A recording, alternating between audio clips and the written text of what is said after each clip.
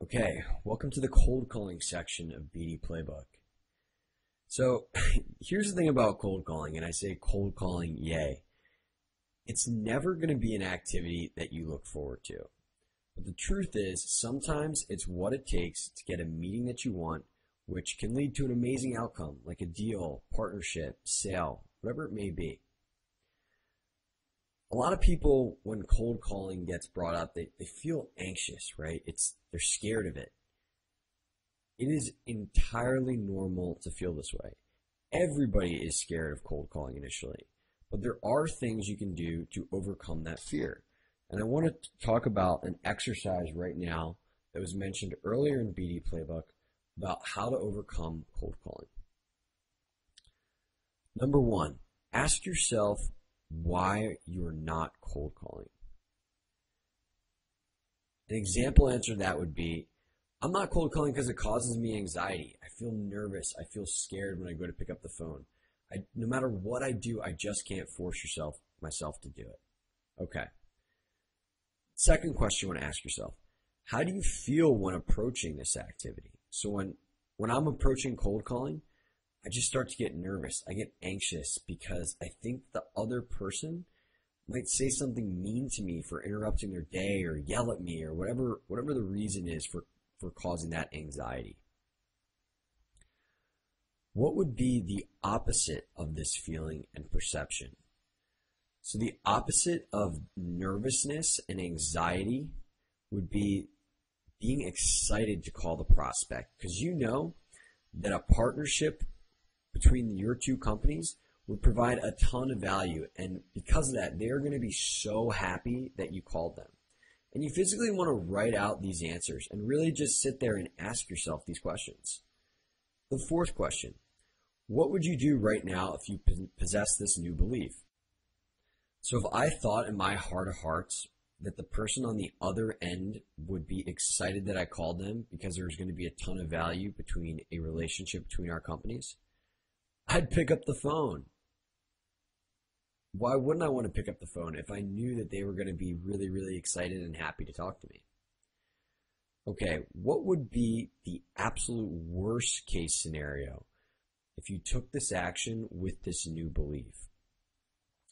You call, they say, you know what, we're not interested right now, and please don't call me ever again.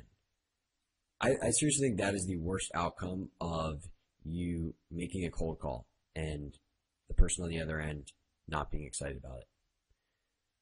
I want to ask you these questions. Will you live to breathe another day if somebody tells you that they're not interested and not to call them? Will you have a better understanding of what prospects to spend your time on? Is there even a high likelihood of this happening? What I'm trying to demonstrate to you right here is these are all things which you can deal with. And honestly, walking away with a better understanding of maybe I shouldn't spend my time on this prospect is actually a good thing. And the truth is that very rarely do you call somebody and they tell you to never call them again. Say, you know what, we're not interested right now, or thanks but no thanks. But the malicious response, though it does exist, it doesn't happen frequently. And even if it did happen, you live to breathe another day. You can move on. So hopefully this exercise can help you overcome your fear of cold calling if you do possess it. And again, the best thing you can do is just come to the realization that it's not going to be fun. It's never going to be something you look forward to. But all the fears that you have, you can put them to rest and just begin doing it. And this exercise is one way to accomplish that. So before we get into some other important mindset stuff, as well as the next steps that you should take, let's go over some cold call don'ts. Number one, try not to call without a potential stakeholder's name if you don't have to. So this is basically calling somebody and asking for the marketing director. Now on your hit list building stage, this is fine because again, at that point, you're just trying to get a name. But for cold calling and actually approaching the pitch, you do want to have somebody's name available, because this signals that you're not just a cold calling person, hopefully, or at least it signals it better than asking for the marketing director. And your ability to extract yourself from that bucket it's going to result in a higher likelihood that you actually end up connecting with the person that you're trying to reach. A lot of times when people call and ask to speak to the owner or ask to speak to the business development person, that's an immediate signal that this person does not have a pre-existing relationship with that company, and you just get directed to voicemail or somebody else that's not the right person that you need to talk to. So always try to have that stakeholder's name if you can. Number 2, you want to try to avoid calling people at inopportune times. So Monday at 9 a.m., people are likely dealing with an overloaded inbox. They're not happy because they're back at work. They don't want to pick up their phone. This just isn't a good time to call people. Another example would be Friday at 5 p.m. These people are checked out. They're not ready to listen to a pitch or schedule a meeting. They're ready to go to happy hour. Oftentimes they won't even be in the office. So generally, I try to do my cold calls Tuesday through Thursday, sometime between early morning and early afternoon. And, just use your common sense here. Think about how would you feel if somebody called you at whatever time you're thinking about cold calling. Would you be receptive or would you be focused on another task? Number 3, this is so important, and we will expand upon this in talking about how to develop a script, but you don't want to make a call without being prepared. You could have the best product in the world, be proposing the most amazing relationship for another company, but all that person has to judge you from, if there's no other context, is the words that come out of your mouth. So you want to make sure that you are communicating effectively with this person, and the way to do that is to come prepared to the call. We're going to go over right now, very shortly, how to prepare yourself appropriately. But the last thing you want to do at a high level is just pick up the phone, start dialing without a script, without a clear understanding of what you're going to say, without even a voicemail written out. Because again, first impressions are everything, and you just can't assume that this person has a ton of context about you. Okay, so the first step after rewiring your mindset to overcome fear of cold calling and to just understand these don'ts is to write out a script. Why write out a script? Well, for one, it increases the odds you'll make the call. There's less ambiguity when you know exactly what you're going to say, and this inspires confidence, and the more confidence you have, the more likely you're going to pick up the phone and do something scary. Secondly, it helps you communicate your message clearly and confidently. If I write out exactly what I'm going to say, it's easy for me to then identify, oh, you know what, I actually want to mention this as well, and I want to make sure I don't forget this. If you just are just showing up and throwing up and totally winging it, you might, A, not include all the things that you want to communicate, and B, even be able to deliver that in an effective way because you're just, shooting from the hip. So writing a script makes sure that you're able to communicate that clearly. And then lastly, it provides a roadmap for the interaction. So if I have a script, I can perceive before the call how it might go down.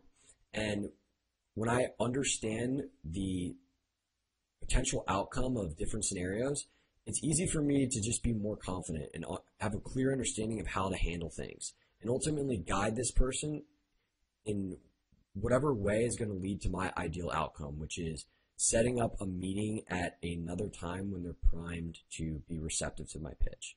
Now, you might be saying, writing out a script, I don't think that's a good idea. I've made hundreds, if not thousands, of cold calls, and I still write out a script just to get going every single time. And the reason that I do this is just because of all the things I listed here. I want to increase the odds I'm going to make the call. I want to communicate clearly and effectively. And I want to have a brief roadmap for the interaction before I make it. All of these things result in more effective cold calling. Okay, once you have a script, or at least you have an understanding that you need to write one out, the next thing you need to do is actually get the phone numbers of the companies that you're trying to reach. And I like to do this in a batch process. So if I know that I'm going to call these 30 companies, I like to get all the phone numbers first, because when you start calling, you want the focus to be on calling. You want to get in a rhythm. You don't want it to be call, find phone number, consult script, call, find phone number, consult script. I mean, this is important. When you get in a rhythm on the phone, you just sound better, you sound more confident, And if you exercise batch processing in the preparation process, it's going to be easier for you to accomplish that. So let's go over some specific ways you can find corporate phone numbers.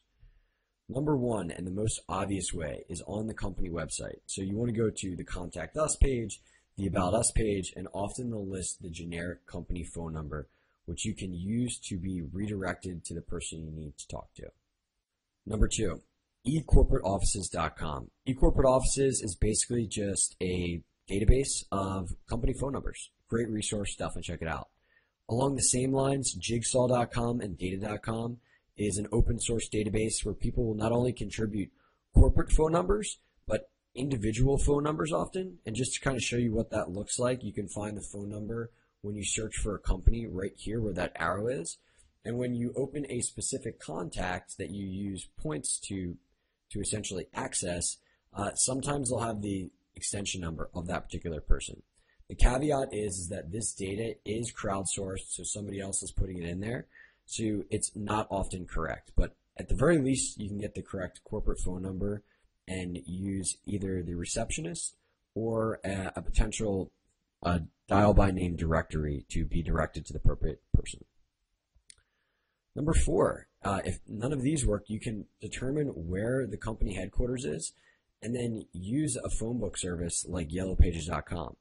So an example here and how to do this is you search for the company name plus their entity, so it could be Dell headquarters, Dell Worldwide, Dell International, and you Google this to really understand where the location is. And once you get the location, you go to yellowpages.com and then search that proper entity name where the location that you found on Google is or on the company website, and then you can get the corporate phone number.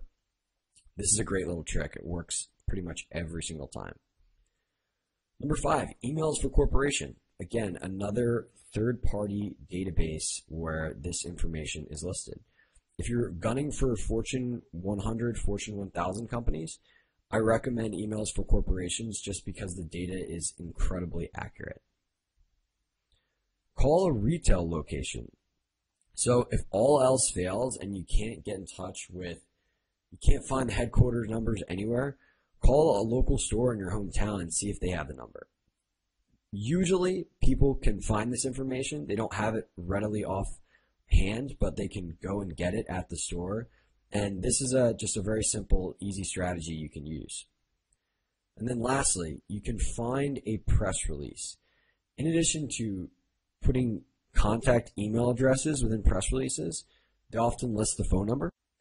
And in order to identify these, you can, again, just go to Google, search for the company name plus the word press release plus a search modifier file type equals PDF. And you can even go and enhance that a bit further by doing a site name search of the actual company website. And when you do this, this usually surfaces press releases that the company has put out that include a contact number for them. Okay, so you've gotten the script mindset down, you've gotten the phone numbers. Next step is creating the script. Now the way that I'm going to talk about this is I'm going to first talk about disarming rebuttals that you should be prepared for pre-call, and then we'll go through some other best practices in script writing. And after we've fully fleshed out how to write the script and what you should be prepared for, we'll talk about what to do when you're actually ready to start calling. Okay, so let's get in the proper mindset for script creation. What you need to know is before you've touched base with a prospect, the goal of the first call is not to pitch them and convince them they should partner with you. The goal is to set a meeting at a later date, because when you cold call someone, you're probably interrupting them in the middle of their day. Now, that's just the nature of the situation, but the thing to realize is that in this state, these people are not primed to be receptive to hear your pitch out. They're not focused, they're probably distracted, they're maybe even a little bit irritated.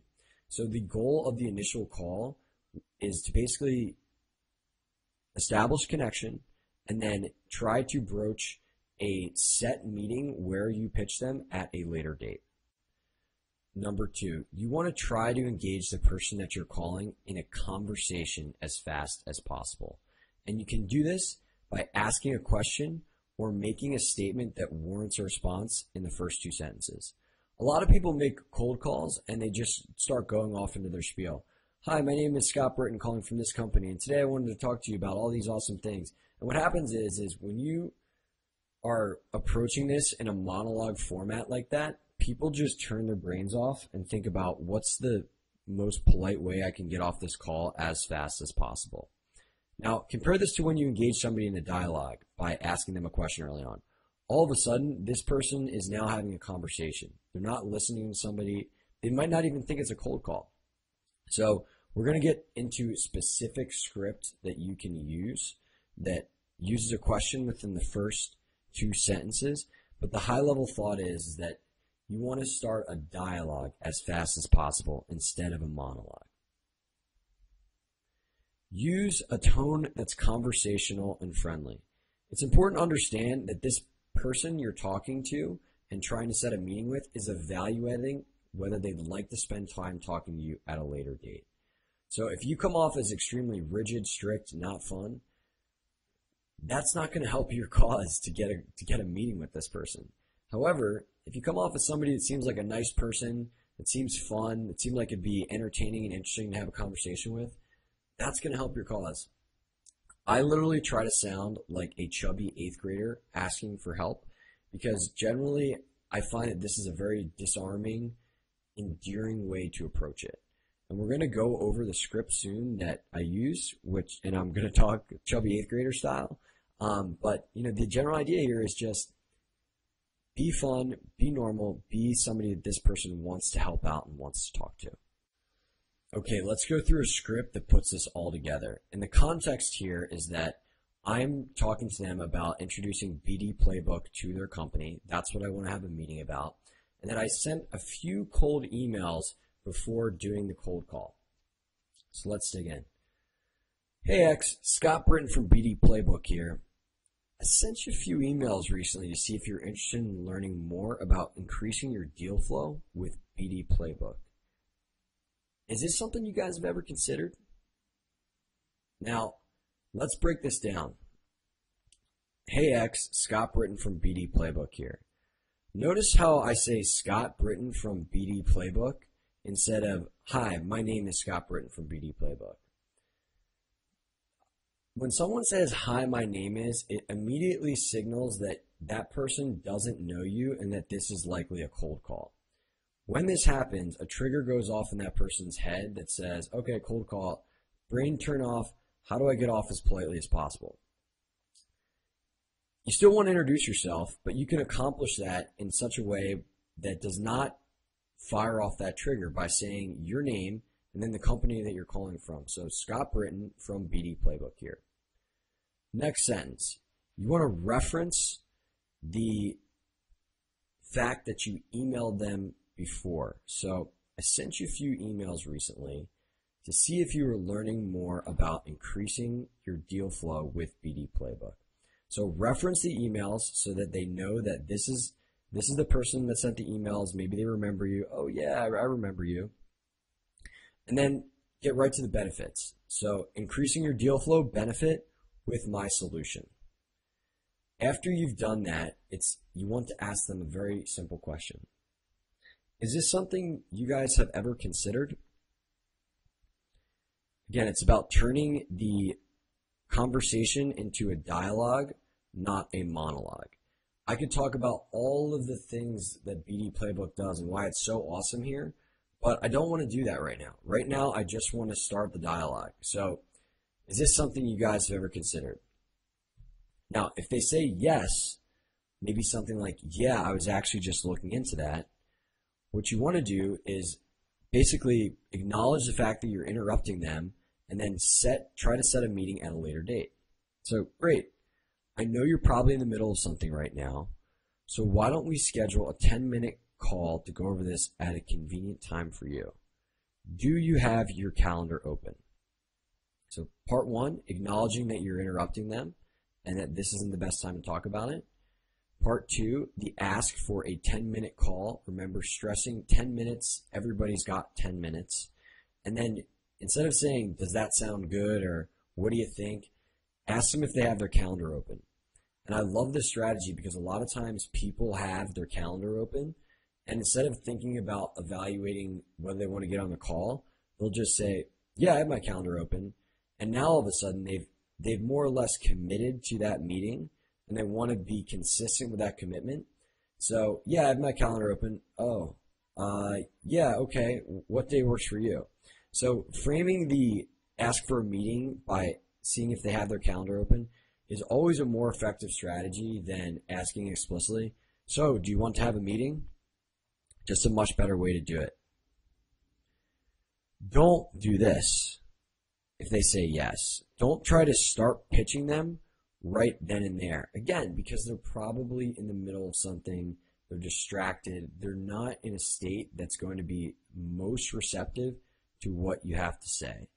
Now, if they say, yeah, sure, I'm actually interested in that, tell me all about it, then you can start pitching. But you want to make sure that this person is ready to hear you out, and an explicit statement from them is the only thing that I think warrants a pitch right then and there. Now, they may not always say yes. They might say that they are actually not the right person to talk to. So this would look like, I'm actually not who you need to talk to. You need to speak with this person. When they indicate this, your goal is basically to get that person's information. Oops, sorry about that.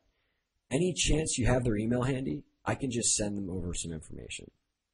And again, I think the optimal approach is always email first because it's asynchronous and less obtrusive. So go for the email address now that you know you have the right person. And I like to ask, instead of being connected, saying something like, hey, can I just send them over some information? You want to give some context why you want the email address and some incentive. And sending them over information is pretty low risk, pretty low friction, which means this person is more likely to comply compared to saying something like, hey, can I be connected to them directly so I can interrupt their day? Again, go for email first. It's less obtrusive. What if they give you a rebuttal right then on the phone? We actually are already using this incumbent competitor.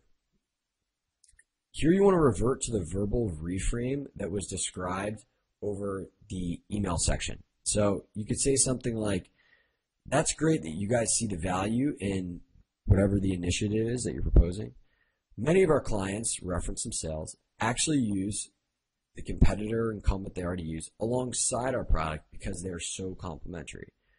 Since I'm getting the sense that you already see the value in this initiative and would be open to learning how to get even better results, I think it'd be a good idea to hop on a call early next week to show you a few simple ways we can increase whatever the thing you're trying to optimize is even more. Do you have 10 free minutes on Monday? So again, I exercise the reframing here, taking my solution as something that does the same thing to something that does something unique and different that might even be complementary to their incumbent solution. And then I pose the opportunity to educate them. So I want to teach you how to get even better results, and it's actually probably a good idea to show you a few simple ways to do that. Do you have 10 free minutes on Monday? If you need a refresher on the reframing and how to do that, I recommend going back to the cold emailing section, specifically around rebuttals. What if they just flat out say that they're not interested? Thanks, but we're not interested. One thing you can do is accuse them of not caring about an obvious benefit. Now, if you choose to employ this strategy, the tone of voice is key. Because if you say it in the wrong tone, you can come off as a jerk. However, if you say it as a matter of fact, in a friendly way, you can turn people using this strategy. Now, here's a concrete example to show you what I mean when I say accuse somebody of not caring about an obvious benefit. So you might say something like, hey, I really appreciate the candidness. The thing is, average partners are seeing an additional 3 minutes on site with our additional content or whatever it is. So you put in a quantifiable benefit and the solution there. I know you're busy, but from what we've seen with partners X, Y, and Z, I think this might be worth 10 minutes of your time.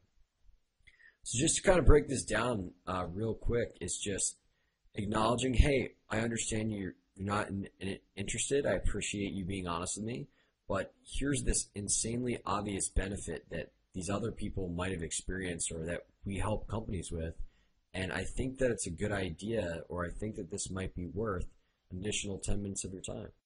Okay, let's pause for a second and just kind of get a bearing about where we're at. So at this point, you have your perceived stakeholders' name from your hit list. Remember, you always want to call with a name. You have the corporate phone number, and you have all of the corporate phone numbers for the people that you plan on calling during this particular cold call session. Your script is ready to go, and it's written out so that you can reference it during the call if you need it.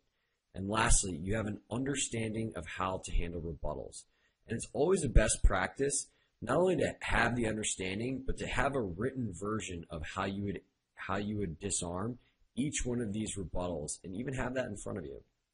So what are the next steps?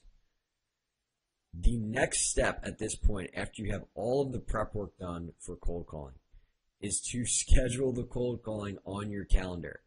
By scheduling the call, you're just more likely to do something. And the reason is because you've created a pact with yourself.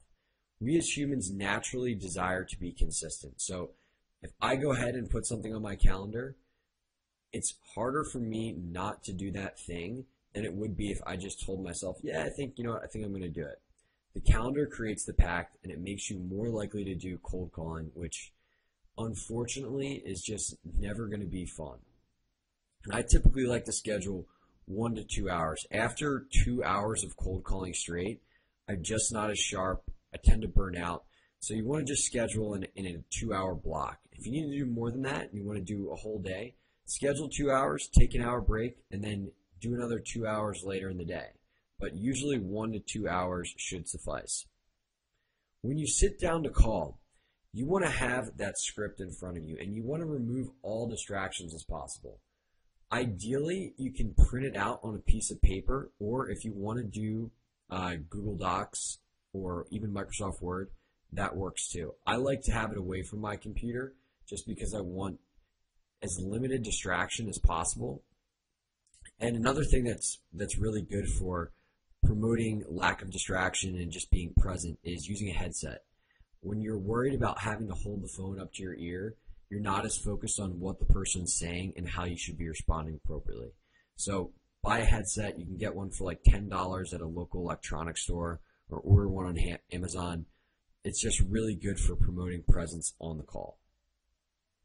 Okay, after you've done that and have that ready to go, you need to pick up the phone and go. And if you're still a little gun shy, one thing you can do is just call a friend for 5 minutes, or even your parents, somebody else in your office even, just to kind of get in a chatty mood. And this will warm you up, get you confident, and enhance the ability for you to pick up the phone and do something that honestly can be pretty hard to do, initially at least.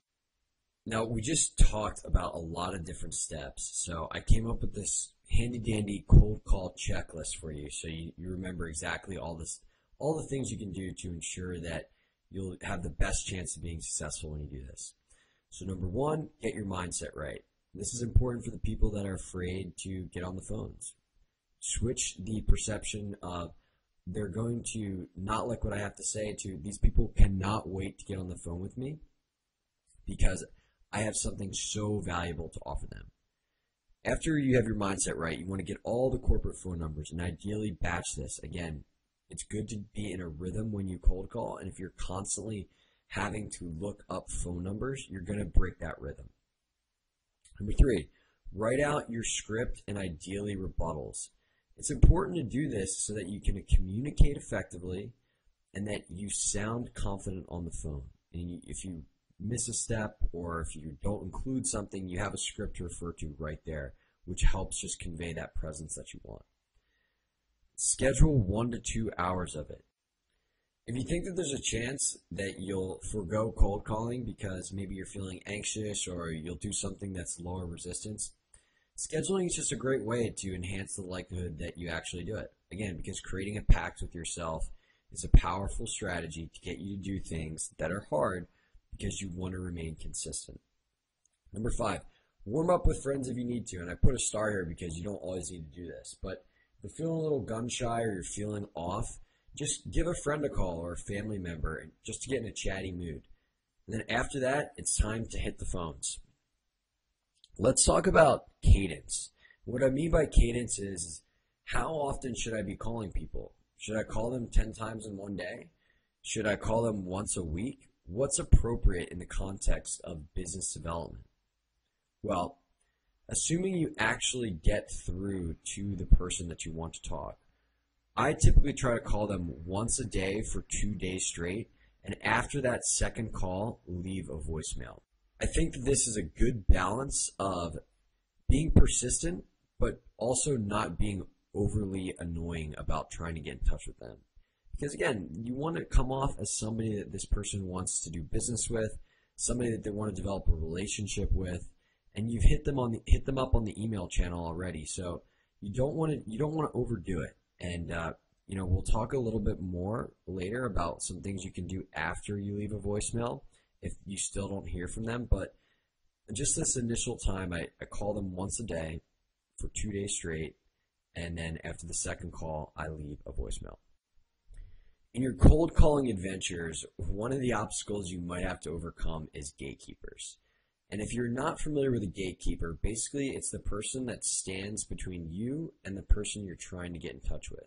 This could be their receptionist, a junior member on their team, a secretary. Bottom line is you're trying to connect with someone. There is someone else between that's preventing you from doing that.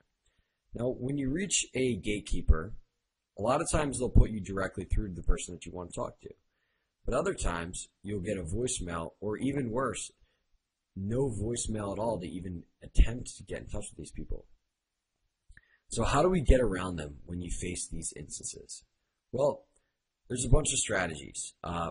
One strategy is to call at off-hour times when they're not working. So a lot of times a receptionist or secretary works from 9 to 5. What you could very simply do is call before 9 a.m. or after 5 p.m. And the calls are a lot of times routed directly to the person you're trying to reach. Another thing you can do is what I call exercise a familiarity declaration. The best way to describe a familiarity declaration is just to show you one. And here's an example right here. Hey, Scott Britton here from BD Playbook.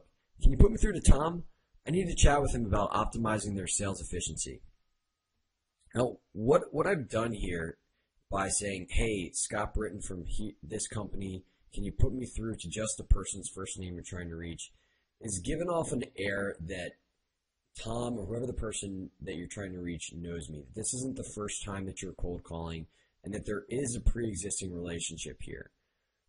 Your ability to do this effectively is all about your delivery. If you don't seem confident and familiar, the person's probably not going to put you through. But if you just make it seem like Tom is somebody that you've talked to 20 times or whoever you're trying to talk to, there's a chance that they will just assume that you know each other because of the air in which you've spoken. So the idea of the familiarity declaration is to use the person's first name, tell them specifically what you need to chat with them about. And again, don't say, hi, my name is, say, hey, first name here from whatever company you're calling from. These are all things that engender a greater sense of familiarity. Another thing that you can do is convey urgency or importance when you get them on the phone. Let's look at another concrete example to show you what I mean. So, hey, Scott Britton from BD Playbook here. Can I be connected to Tom?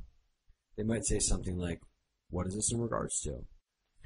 I wanted to connect to him about how to improve something I noticed with your website. You could insert whatever asset you're trying to optimize here. Are they available right now? It's better to get this taken care of sooner than later. This statement right here just conveys urgency to you connecting. When you say that you notice something that can be fixed and you need to know if they're available right now because it's better to get this taken care of, all of a sudden you're not in the bucket of just some random non-important cold caller. You're somebody that's potentially helping them fix something that is time sensitive, and if they don't fix this, bad things are going to happen. A few other tactics I've seen people preach and tried myself are things like befriending the gatekeeper over a series of calls, trying to sell the gatekeeper directly. I've tried these. I personally don't think they are as effective. It's just a lot of times they can take a lot of time and result in very little positive things. So you can certainly try these, but they personally have not worked as well for me in my biz dev efforts. If you get insurmountable resistance from the gatekeeper in getting connected directly to the person you want to talk to, the best thing you can do is just simply to be asked to be put through to their voicemail in order to leave your prospect a message.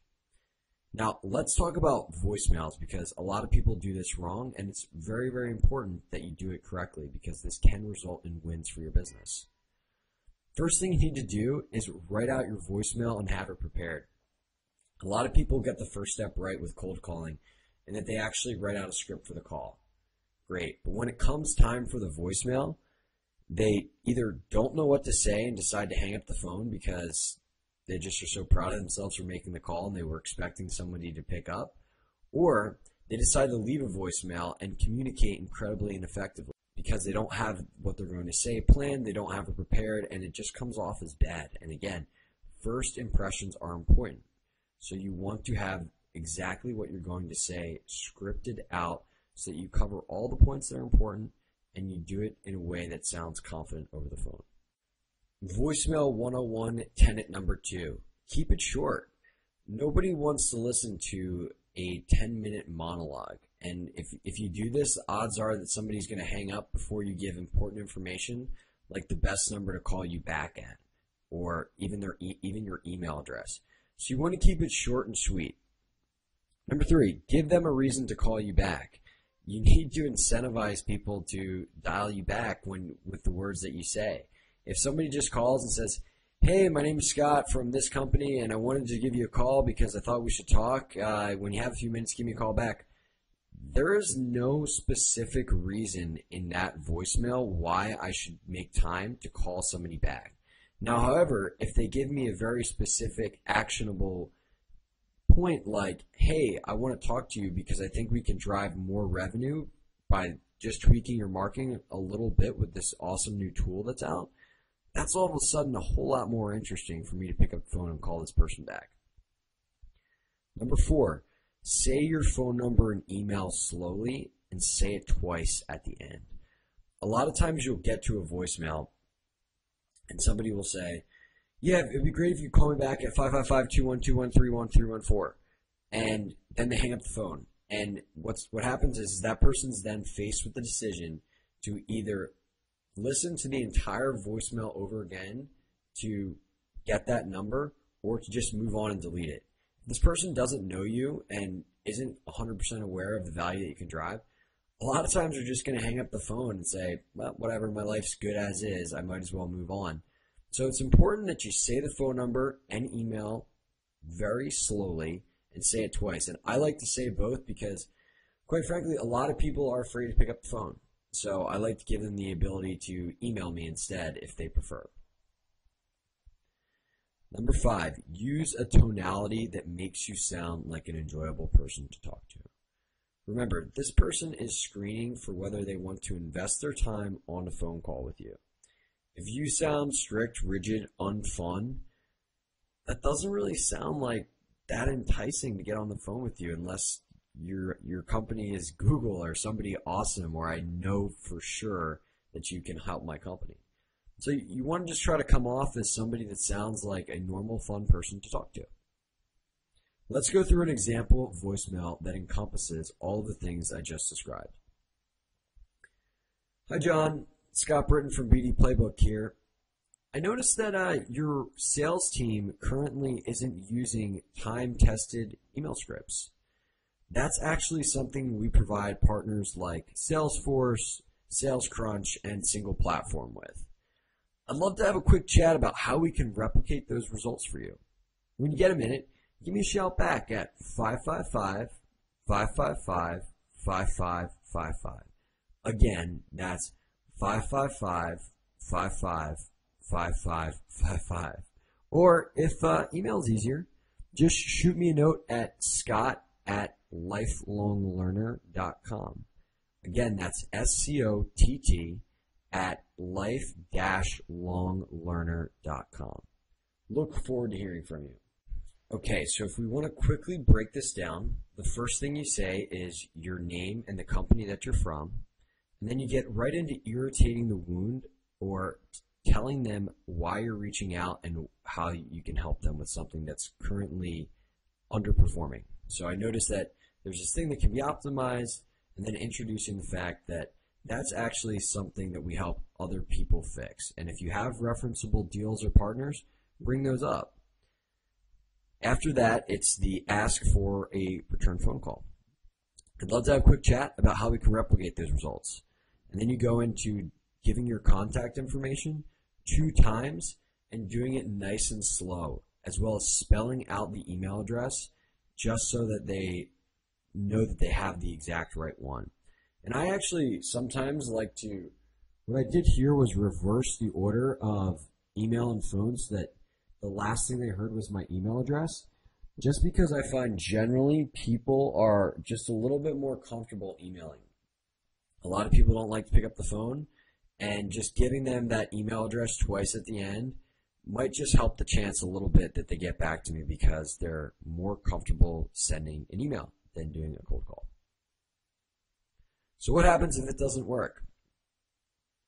Well, you can do 2 things. You can go and try somebody else, but if you know that this is the person that you absolutely need to talk to, 2 days after you leave the voicemail, follow up with a brand new email referencing the fact that you just called them and left them a voicemail. So you could say something like, hey, prospect name, I left you a voicemail 2 days ago to connect about how we can help you with whatever the specific thing that your deal enhances. Is this something you guys are trying to improve? Just a simple question there. And I notice how I did not ask, hey, do you have time for a call? Hey, you want to hop on a call this week? Instead, I'm trying to build a chain of email responses here to eventually get them to commit to something that is a higher friction, like a phone call or a meeting. So this is just a simple question that's pretty low friction, that could even be one word yes, that just starts to build that pattern of getting them used to responding to me. And then I will proceed, after I've done a little bit of this and started a dialogue and warmed this person up a little bit, I will then ask for something that's a little higher commitment, like a meeting.